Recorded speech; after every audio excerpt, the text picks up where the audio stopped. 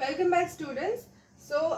In this history session, we'll be starting with a new chapter of your civics portion, that is the United Nations. This is the last chapter of your civics. After this, we'll be carrying out with the history regularly. So, United Nations.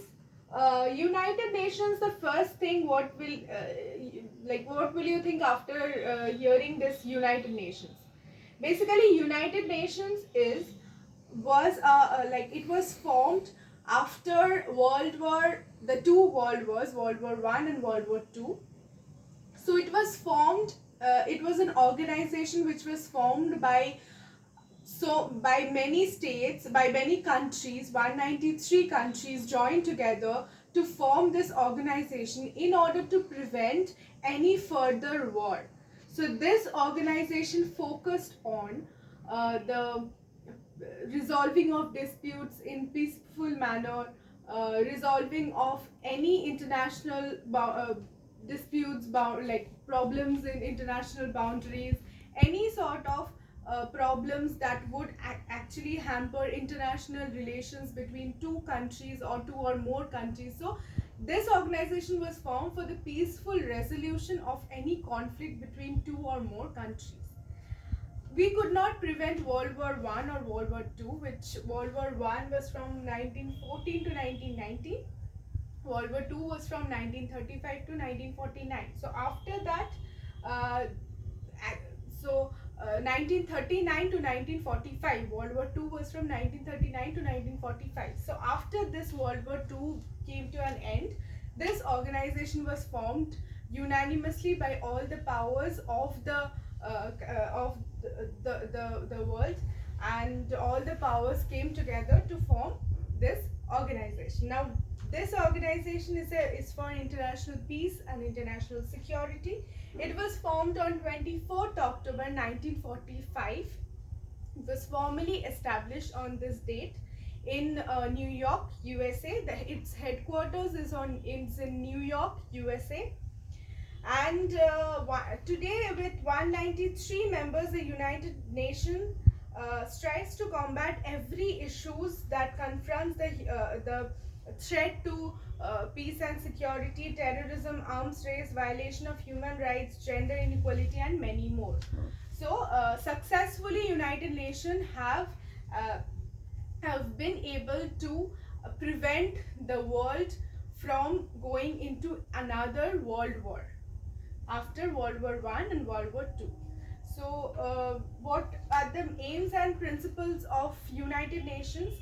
So, to maintain international peace and security by taking effective collaborative measures. So, it works as an intermediary between the two nations which are in conflict with each other regarding any dispute. So, to adjust or settle international dispute by peaceful means and conformity with the principles of justice and international law, to develop friendly relations between the nations on respect for equal rights and self-determination of people, to develop to achieve international cooperation in solving international problems, to promote and encourage respect for human rights and fundamental freedoms, to serve as center for harmonizing actions of nations to meet the purposes. So, if there is a conflict between the two nations, the UN serves as an intermediary in solving the problem. And if the problem is not solved, then it can create an international pressure on the particular nation which is not agreeing to resolve the conflict. So this is how the UN works. Then, in pursuit of the aims of Charter, the Article 2 outline the principle which are expected to be followed by the organization and the members, which are: all the members are considered equal in the eyes of the organization.